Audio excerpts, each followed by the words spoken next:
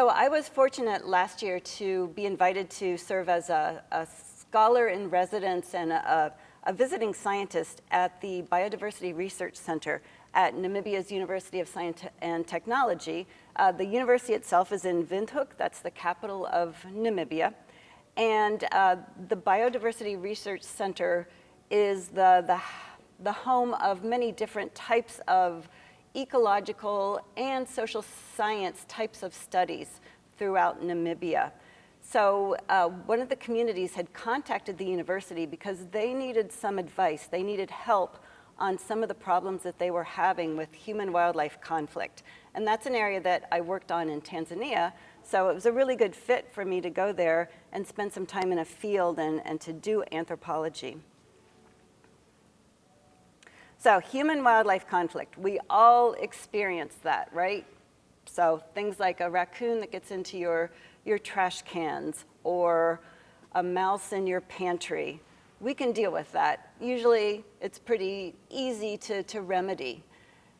Now, certainly in other parts of the United States, and including Louisiana, there are other animals that provide a bit of a problem. So black bears, for example, throughout Louisiana, or wolves in other parts of the country. But in Namibia, this is what people deal with. So here's a female who's gone in for a recent kill. That's actually a donkey that she took.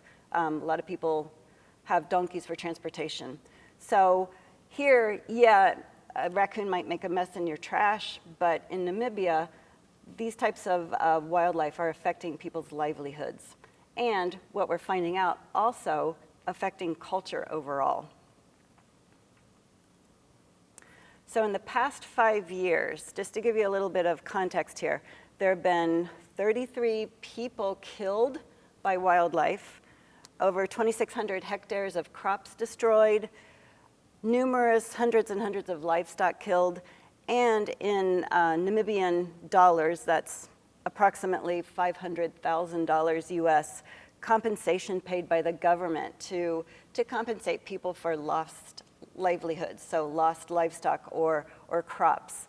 And all of this is due to human-wildlife conflict, and it seems to be on the increase. So a little bit about Namibia here, just to set the stage. So Namibia is in red. It's the country that shares a border with Angola to the north, and then Botswana to the east, South Africa south, and then has a long Atlantic coastline. It's one of the driest countries in sub-Saharan Africa. And in terms of its size, if you put New Mexico, Colorado, and Wyoming together, that's about the size in area of Namibia. However, it's very, very sparsely populated, only about 3 million residents throughout the country. So that's less than Louisiana.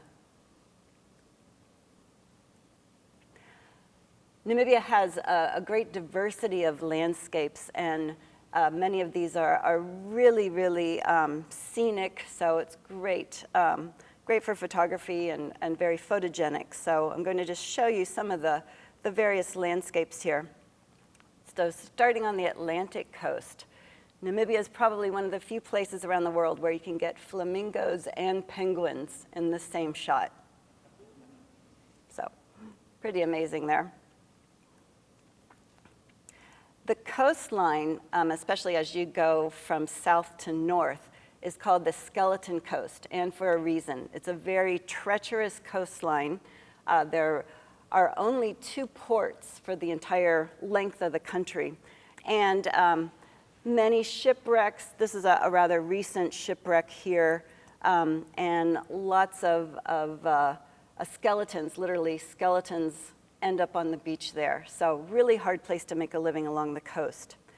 And Namibia is definitely the land of sand. So sand is everywhere. We are still pouring sand out of our shoes months later. This is an example of sand that has overtaken an abandoned town. This was a diamond mining town that was an active town up until the 1950s. Now it's a ghost town, but the buildings, the homes, everything completely filled with sand. And sand for as far as you can see. This is one of the national roads here. Roads are pretty good in Namibia, so easy to drive, but sand everywhere. Then as you move a little bit inland, you get into the iconic dunes. So these, to me, gorgeous kind of orange-red dunes that are permanent dunes that are probably about 1 million years old, and some of the sand came from the Kalahari Desert over time. And there's the occasional large mammal in these very desolate areas. This is a male hemsbok or an oryx. Not sure how they find enough to eat, but they do. And then moving a little further inland, so away from the coastland, it gets a little bit more vegetation, but still that low vegetation. So still very much a savanna or semi-desert type of environment. And there are lots of different types of vegetation too, very, very different from what we see here in Louisiana. This is a quiver tree forest, so very unusual type of tree there. And only in the northern part of the country are there permanent rivers. And this is the only area where we see forests and all of the green. So there's enough water and moisture up there to support this. But for most of the country, it's very, very dry. This is actually the Okavango River there. So this is what it looks like, and this is what my, my field study site looks like. So savanna, semi-desert area, very similar to the Kalahari, which is just a little bit to the east. So very rocky, not much vegetation, sandy soil, and a few trees here and there, but they're relatively small trees. And if you can make out, there are a couple of zebras in this shot. So in terms of biodiversity, even with the very dry conditions throughout much of the country, lots of different animals. And just to show you a couple here, this is a whydah, a male here showing off his long tail. This is actually a starling, very different from our European starling here. This is a violet-backed starling, beautiful iridescent purple color. And kind of a goofy bird, this is a hammerkop. And lots of the large charismatic types of mammals associated with Africa. So here's some springbok. This is the most populous mammal, a grazer here. Lots and lots of these throughout the country. And a male kudu, so with its very impressive spiraled horns there. And rhinos. So this is a black rhino mom and a calf. This calf was still nursing, so it's a fairly young calf. Namibia has a growing population of black rhinos as well as white rhinos. And we don't talk about them much because poaching is still a major problem. The last month we were there, 11 rhinos had been killed, and that was in a national park. So poachers are still quite active. Now, the good news is the populations are doing fairly well, so definitely reproducing, but whenever I show photos or occasionally post a photo on social media, we have to remove the location data because poachers are now savvy enough that they go through social media, find the photos of recent rhinos, and then try to figure out where they were, and then hone in on those to poach. So that's a concern, but I'm happy to report that kind of under the radar, rhinos are doing pretty well. And then lots of large cats as well. Here's a cheetah. Farmers don't like cheetahs. even though in our culture they're seen as the fastest mammal and I think a very attractive mammal. In Namibia, no, because they kill your livestock. And they typically hunt in groups, so often brothers stay together and hunt together. So for many Namibias, you don't want cheetahs around. And there are leopards. Leopards are very common and seen very, very rarely low. So they're very secretive animals. They're even around urban areas. And what's interesting to me is people aren't concerned with leopards. So they don't see them as a threat. So they're okay with coexisting with leopards. And then lions. The lion population in Namibia is also on the rise, so that's good news. And they are hunters, especially the females. And I really like this slide. This is one of the cubs from that litter.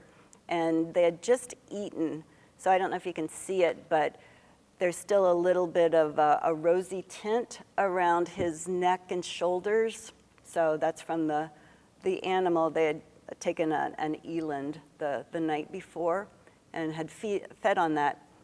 So mom didn't do quite a good job here cleaning him up. This is a little male. And you can see that full tummy. So they had a pretty good kill that night. So he's going for a drink of water in this shot. And what I really like, though, is check out his paw. That's a huge paw. These lions have immense paws, and this is about 5 months old. So he is nowhere close to being even halfway full grown. So animal diversity. We also see lots and lots of cultural diversity throughout Namibia. Most Namibians identify by ethnicity or tribal affiliation. And just to show you some of the different groups of people. So the Ovambo are the most populous in Namibia. So about 60% of Namibians identify as being Ovambo. And Ovambo land is in the north, so it's in that area that's wetter and is very good for agriculture. So most of these people are farmers. Then about 4% of Namibians are Haikom, or you might be more familiar with San, or maybe Kung if you've taken anthropology. So these are the descendants of the hunting and gathering cultures. So especially people who are living closer to the Kalahari Desert in the eastern part of Namibia. They are the most marginalized people today in Namibia, and certainly socioeconomically at the lowest levels. The Ovahimba make up about 8% of the population, and they are herders, so they have herds of cattle, small herds, and they're probably the most nomadic still today.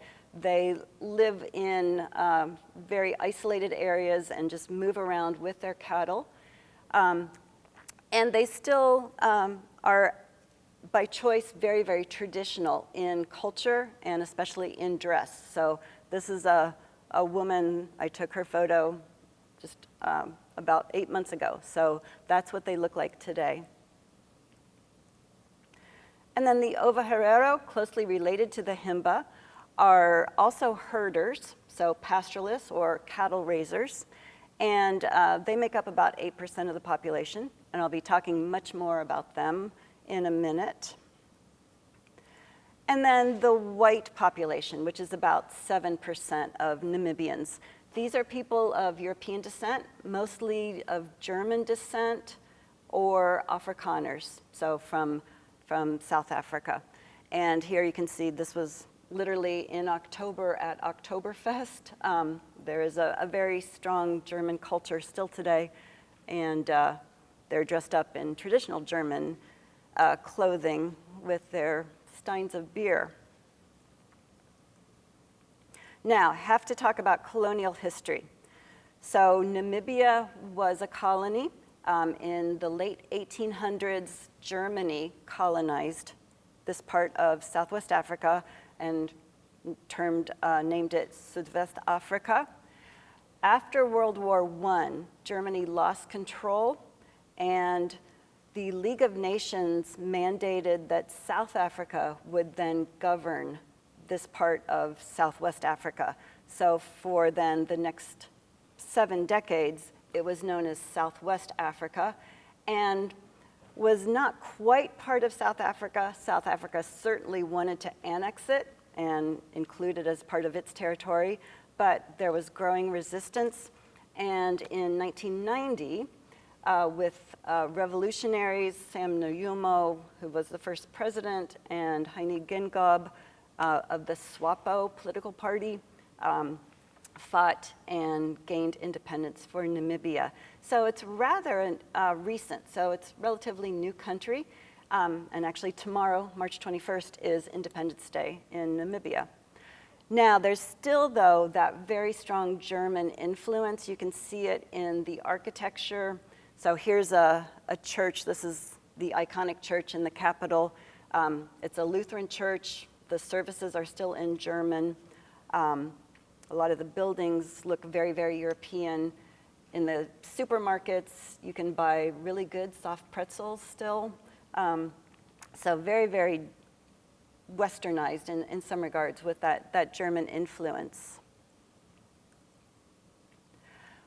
With the influx of Europeans in the late 1800s through the early decades of the 1900s, Namibia, or what was then Southwest Africa, was really privatized in terms of the land was taken over, the people removed, and these white Europeans then settled and started big, big farms. And these were basically cattle ranches. They were also interested in hunting, and especially sport hunting or trophy hunting. So a lot of the areas where the large mammals were then designated as game reserves. And these reserves became for the exclusive use of these European colonists. So they could go and hunt, but the local people had no access. So they were restricted from entry. They could no longer use firearms, however the Europeans could. And the sport hunting became very, very popular, and the hunters were very effective, such that by the 1980s, many of the large mammals were really in decline. So populations were crashing, especially the large mammals that have a long reproductive period, like elephants. Around 1988 rather, there were only 300 elephants left in the country, mainly due to overhunting and then increasing poaching.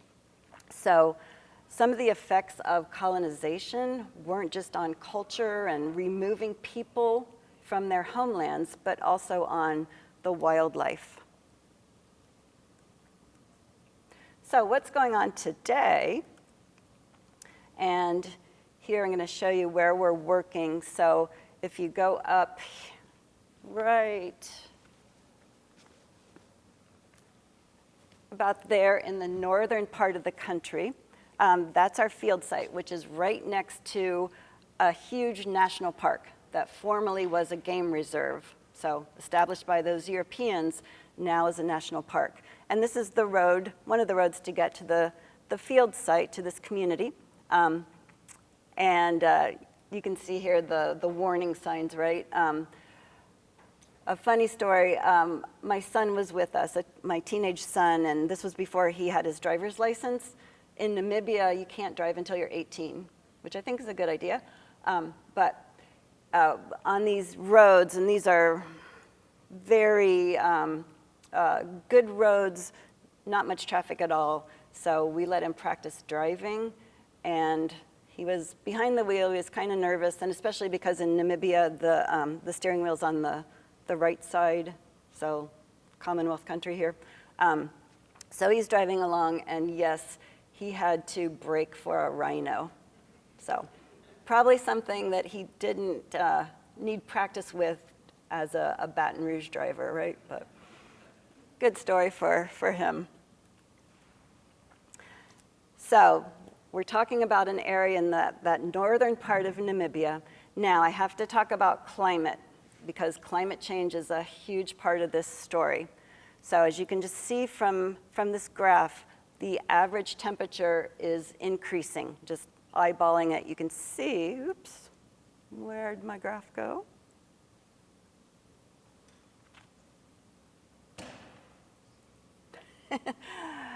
The graph is actually increasing to the right. That average temperature is about 20 degrees Celsius, which is around 68 degrees. Oops, okay. But that doesn't seem real hot, right? Are we back? Okay. So that's on average. So it does cool off. So around 44 is the low, but the highs are now getting higher and higher for more days. Very much like here, where we're having more days that are 90 degrees and above. Same thing going on there. I looked today, and in the community, it was 99 degrees. And today is the first day of fall in Namibia, first full day of fall. So they're seeing this increase in temperature. And a decrease in humidity. So it's already very dry, but it's getting drier and drier. So what we're really looking at is an increase in desertification. So savannas are getting drier and drier and becoming much more desert-like, just in terms of climate. Now, my next slide would be the average rainfall. And in Namibia, there's about 200 millimeters of rain a year. That corresponds to about 8 inches or so. Here in the Southeast Louisiana area, we get about 62 inches of rain on average. So again, just shows you how dry it is. The rainfall does seem to be going down as well. Oops.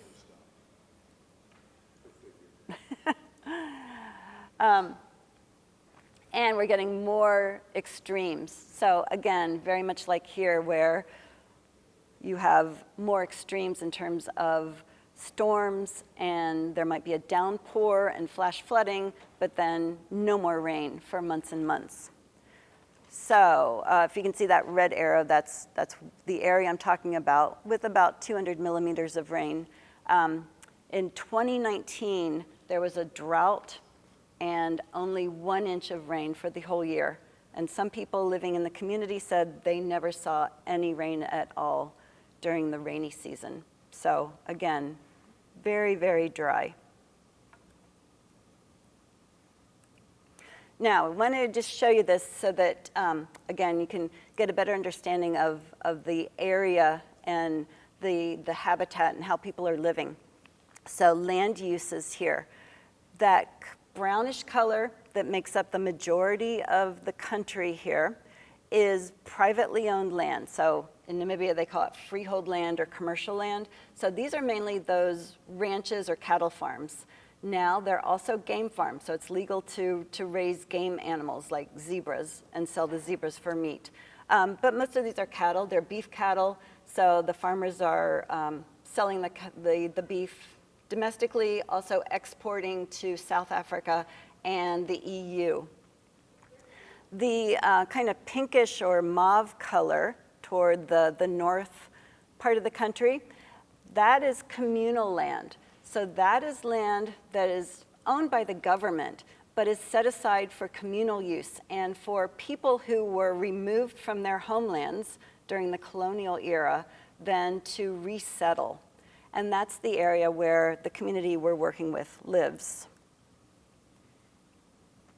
So on this communal land, there are now conservancies. And this is a legally recognized, determined area that is a community where they're involved with conservation as well as providing homesteads and land for people to make a living.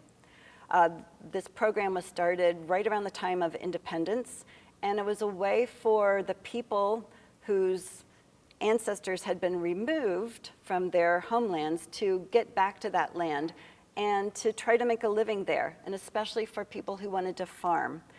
These were also people who were interested in conservation and interested in trying to revive the populations of wildlife. So the thinking was that by setting aside these communal lands for people who wanted to be there to make a living, they could then have the right over the wildlife, which would then encourage that restoration of the biodiversity, and then also to restore the environment overall. So it was really a way for people to regain agency. So here specifically is where we're working, and it's in the Ehi-Rovapuka Conservancy. So it's up in the left corner there. And this is an area that shares a border with the national park. That border is sometimes a fence, sometimes there's no fence, sometimes the fence is down because elephants will just walk through the fence and break open the fence. So basically, there is no restriction on the wildlife to move back and forth from the park into the Conservancy land. The Conservancy itself is about 2,000 square kilometers. I looked it up, and that's a little bit smaller than the size of Tangibo Parish, so just in terms of area. There are 2,500 people who live on the Conservancy, and the majority identify as Herero, so in terms of ethnicity, and most are subsistence farmers. There are a couple little villages within the Conservancy. So there's the Conservancy office and a couple little stores. What else? A primary school, and then a health clinic, but not much else. So here's what it looks like, and here's how the people are making a living. And this is a quote. So cattle are life, and literally that is their world. So cattle are so important to the people living there. This is a typical herd. I think there are about 8 individuals in this herd, which is really not that big to try to make a living. But you see what it looks like. There's not much in terms of grass for grazing. So again, hard place to make a living if you're a pastoralist. So cattle are life in terms of then providing food. So the Herero are dairy-based, they have a dairy-based diet. So lots and lots of milk, and milk that they mix with porridge. It's a cornmeal. That's really the mainstay of their diet.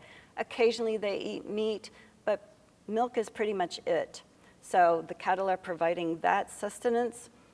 They use the dung to make building materials, bricks out of dung, and fuel. They use the hides for clothing, furniture.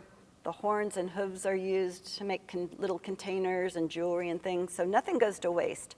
So in terms of practical means, cattle are really, really beneficial, and they're really the bank account for people and their life insurance.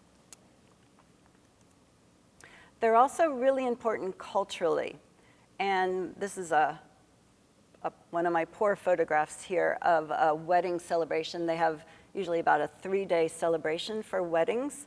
But in the back, if you can make that out, that's meat hanging there. So a cattle had been butchered as part of this celebration. And that's very, very consistent with most of their rites of passage, or when they come together for celebrations, or in anthropology, what we would call a rite of intensification. Traditionally, you sacrifice a cow, and that is to give thanks to the ancestors, and then to share in the meat for your celebration. So very, very important in terms of the ritual. Also, when a baby is born, a tip of an ear of usually a steer is cut off and dried, and then it's put on a necklace. And a baby girl would wear it as a necklace around her neck. A baby boy wears it around his waist. And that's a way to keep that cow, or the part of that cow, close to the little baby, and to make it a part of him or her. So starting from birth on, cattle play a huge role in their lives. Also, the family gives the baby a cow. So literally, when they're born, that's their gift, and that becomes their property, which then helps them to establish a herd. When a couple gets married, the family of the bride and groom give their children cattle. So again, to establish that bank account, basically. This goes along with their belief system or their religion. And the Herero, when you ask, say that they are, or their religion is called the Holy Fire religion. They also say they're Christian, so I think they hold the two religions side by side. But Holy Fire tends to be the dominant religion for them. And this is a religion, as an anthropologist, I would say, is an ancestral spirit type of religion. They believe that their ancestors, and these might be parents or grandparents who have died, their spirit stays with the family and takes an active interest in them. And you have to communicate. You have to give sacrifice for your ancestors because they will help you out. So this is a Holy Fire house, and nearly every homestead has one of these homes, and it's where the Holy Fire, and literally it is a fire that is kept burning. So it's the responsibility of the oldest male to keep that fire burning, and the people of that family then will go into the Holy Fire house to pray, to meditate, and then also to speak to the ancestors. So it's really their sacred space and where they start their rituals, but then also it's a way to kind of get a direct line to your ancestors. So here's a typical homestead. So you can see the various buildings, and that's actually the Holy Fire house in the middle there. This is Eben's family, so it's a family of 4 generations, so grandma, parents, their children, and then they have a couple of grandchildren. But what you're not seeing here is any cattle, right? So they no longer have a herd because of drought and human-wildlife conflict. They have a couple of goats and some chickens. So this conflict, and this is conflict that's coming largely because of where they're located, right next to that border with the park. And here's the number one culprit, so the spotted hyena. Spotted hyenas will take young cows, especially heifers. What they typically do is sneak up on them and grab them by the tail. So there are many animals in these herds that are tailless now because they've been attacked by a hyena. What's changing, and here's where climate change is coming into it, is the residents are seeing more and more hyenas on their own, solitary hyenas, which is really not common. Typically, they are in packs or groups, and they're hunting. Hunting is not typically a hyena behavior. Often they scavenge, right? And then maybe a little hunting, but now they're becoming much more primary hunters. And they're active during the day. So typically, if you would have gone back 50 years ago, hyenas were nocturnal animals, did nocturnal scavenging. Now they're hunting during the day. So we're seeing these changes over time here. Then number 2 is the lion. So here's another female. Most of the lions are active in kind of early morning and evening hours, but the lionesses, the females, do most of the hunting. Males are pretty lazy. So in terms of mitigating this conflict, there are many organizations that have tried to help using scientific means or funds and ideas from non-governmental organizations. So here's one example of mitigation. And this is a water hole. So it's powered by a solar pump, and it's protected by a wall, so the stone wall, the whole water hole's in the middle. So does work. It does keep out elephants in this case, because that little entryway is too small for an elephant to get in, but cattle can, so that's a good thing. However, it's expensive to maintain because you have to keep the pump running, you have to maintain the solar system. So in terms of long-term feasibility, it's not the best solution. Other solutions have been to form what's in Namibia is called a kraal, or almost like a corral. So that would be a fenced area where you can keep your herds and protect them. And here's an example. This is not a bad kraal, but you see the tarp that used to go from top to bottom to the ground level has been completely destroyed due to wind and sun damage. And that's what's really key, because if the tarp is all the way down to the ground, then lions especially can't see the prey. And that's the biggest deterrent, not necessarily the metal fencing. So again, it's a good start, but not a 100% solution. Another idea that is working in a very limited way is an alarm system. And there are 2 prides of lions in which a couple of the females have a collar with a radio transmitter. And the technology is such that they can monitor the movements of those animals. And if they're getting close to a homestead, then they can initiate an alarm. And it's literally a horn. It's kind of like the tornado alarms in some communities here. So if the alarm goes off, you know you need to rush out and make sure your cattle and your goats are okay. But again, it's expensive. It requires active monitoring and probably not feasible long term. Another idea, and one that I like, but again is expensive, is the use of livestock guard dogs. These are Anatolian shepherds that are bred in Namibia, and they're raised to be habituated to especially livestock, so goats and sheep. And then as adults, they will guard those herds. And guarding usually is just deterring predators, so their bark and presence seems to keep the cats away. They don't really go after cats or attack them. But it's been really successful in farmers who do have the dogs. Their livestock loss has really declined. But it's expensive to keep one of these dogs. An adult dog is a big animal. It requires lots of food. You can't just go and buy some dog chow at the store. So it's a limited resource here for people, and really ones that only can afford to keep their dogs fed. So those are the kind of the current mitigation methods, but then there are other smaller mammals that are also now the source of wildlife conflict.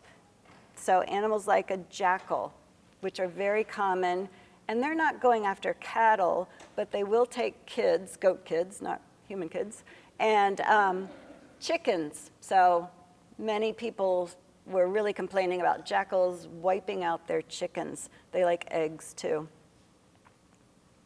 And then baboons. Baboons probably are the most despised animal because baboons also are finding it difficult to make a living, especially as it's getting drier and drier. So they are hanging out around humans because around these homesteads, then you can find sometimes a garden, and people are now gardening in very limited ways, and then you can raid the garden. So think about that. You've put in a garden. Water is a precious commodity, so you're having to walk and get your water to keep your garden alive. Now you have a baboon or a baboon group that comes in. They can just destroy your garden in less than a minute. They're also now starting to prey on goats as well. So a new problem is baboons taking goat kids. So baboons are not popular by any means. Now, given all this conflict, what we are trying to do in this particular project is to collect knowledge that's called ecological knowledge that comes from the elders and is more traditional knowledge. So it's not based on Western science, but that knowledge that's been passed down and is gained from experience of living in these areas. And it's also knowledge that's very holistic. So it's not just that Western type of science or natural history, but it's also incorporating the belief system and the religion, the ideology of the particular culture, and just see if there are any bits of information or ways to deal with this type of conflict that might go back to what the ancestors did, and then how that might help improve the livelihood of people who are dealing with all of these different animals, so that there can be coexistence as opposed to conflict. So what we're doing now, and this is an ongoing project, is to talk to residents in the community, in the Conservancy, and talk about their stories, learn from them, their stories, and especially learn from the women, because we're finding that a lot of this ecological knowledge is gendered, where women have a whole base of knowledge from their experiences. They're the ones who are taking care of the cattle, as well as out there gardening, and they might be passing on knowledge that they gained from their mothers or grandmothers that could be used to help mitigate some of this conflict. So we were really interested in talking to the elders, and especially elder women. This is a woman named Rosa, and she wasn't sure how old she is, but probably in her late 80s, still very, very active, out taking care of her goat herds. She's the head of her household, multi-generational household. And she had lots of stories about the signs that animals give to the people. So here's some examples. This is a hornbill. Going back to the Lion King, Zazu, I think was his name. That's Zazu here, the hornbill. So the ancestors give weather information. It's almost like the weather report here. Actually, I guess that's kind of like Zazu. Didn't he do the morning report? But they give information in the different calls that they make that tells you about what weather systems are coming. So if you understand those signs in that bird call, then you'll have that forecast to work with. And that's coming from the ancestors, according to Rosa. She also talked a lot about the importance of the rhino. And for the Herero, the rhino is considered to be a very important and almost a sacred animal. And the ancestors send signs through the rhinos. So in this case, if you've been to the Holy Firehouse and you ask your ancestors to help bring rain, so that's one of the common requests, they need rain. If the ancestors have heard them, so if you've successfully reached your ancestors, they will send a sign through a rhino. So if you are out and you spot a rhino, that means it's been a successful request and that rains will be coming. So they're often looking for rhinos. The paths and the way the rhinos travel, that also gives information, particularly about rains and the coming rains. Now, they don't hunt for rhinos.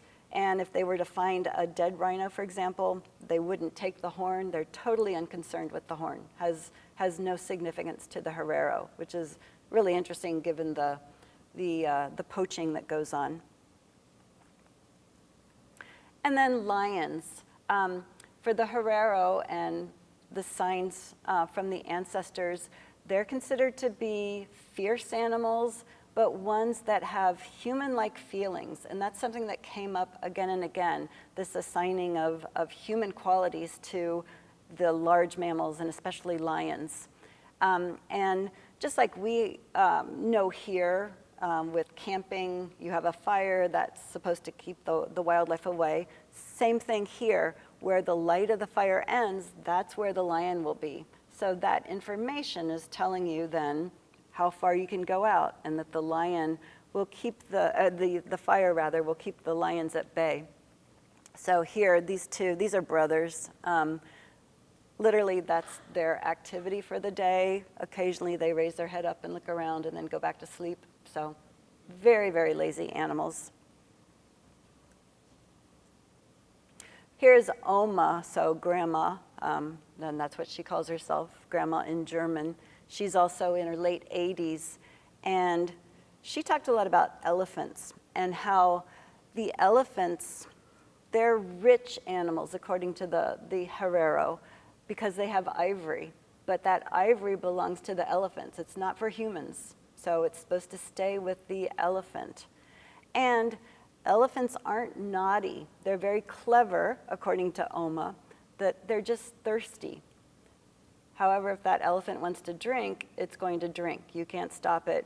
And if it wants to get into your water hole that's not protected, then there are lots of cases where they really are destructive in terms of the pipes and the pumps and things. So they still don't blame the elephant, though. It's just a naughty animal. So here's one of those naughty animals climbing over a fence. Now, here's some traditional knowledge. This is a low fence. There's a little bit of chicken wire, but not much of a deterrent to any large animal. The type of fence post, that's the important part. You can't just put any type of wood in there, like in the previous slide where the elephant was walking right over. In this case, if you use a particular tree called a mopani tree, that is an elephant deterrent because the wood is aromatic, and for some reason it deters elephants who have a really keen sense of smell. So that knowledge that we wouldn't have known as these Westerners coming in is very, very helpful in terms of using local and traditional knowledge to solve this problem of conflict. And then also, elephants tend to avoid loud sounds. They're kind of scared away by banging sounds. So tying, and these are just plastic soda bottles, to the posts that then bang around in the wind, that sound deters the elephants. So pretty low-tech, low-cost measures here that seem to be a little bit more successful than some of the more so-called scientific, high-cost Western means of mitigation. So overall, what we're learning, and again, still going on today, is the importance of cattle and how many people are struggling because their herds are in decline or just have all died. And anecdotally, we're seeing signs of mental health, and people are telling us about increases in suicide, especially amongst the men, because if they don't have cattle, then they're not considered to be a real Herero man. So there's a lot of social status associated with cattle as well. So substituting goats for your rituals might not quite do it. So the importance of cattle and being able to keep cattle alive is very, very much at the forefront. And then the other thing we're learning is about climate change and how concerned people are and how knowledgeable they are. So here's a quote: if you farm, you know about climate change. Just, that's it. They all, no matter who it is in the Conservancy, they want to talk about climate change because they are seeing the effects every day. It's literally affecting their livelihoods. And I thought it was really interesting because this past weekend I was at the Louisiana Folklore Society meeting, and many of the papers given there were about people working in southern Louisiana along the coast, so doing very similar types of projects, but collecting stories of residents who are dealing with coastal loss and land loss along Louisiana's Gulf Coast. But they said, you cannot mention climate change. It's a total non-starter. If you talk about that, or if you say you want to have a community meeting to talk about culture and climate change, no one would come. So that's what's going on in Louisiana. But in this rural part of Namibia, these farmers and these residents are extremely knowledgeable about climate change because they live with it every day. And then the third main point is just that the Herero living in the Conservancy feel strongly that they need to obey the ancestors, because the ancestors are going to help them as they're trying to survive in what they call the Orumbu, which is the Ochehevero word for drought, which literally translates to a world that becomes dry and colorless, shorn of green, and devoid of life. So that's what we're doing in Namibia today. And I look forward to returning, hopefully in the summer. And just to end here, thanks to my colleagues in Namibia and at NUST and the Conservancy staff who really welcomed us and helped us along the way. And also to Phil Stouffer, who took some of these photographs. And then also I have to thank my son, who in my photograph that I sent to Bill when we first got to Namibia. He was changing the tire and looking over his shoulder, keeping his eye on the lions that were about 100 meters away from us when we had a flat. And that's me. He changed the tire, I got out and was watching the lions to make sure they didn't move any closer. So fortunately they didn't, and we could drive away. But thank you.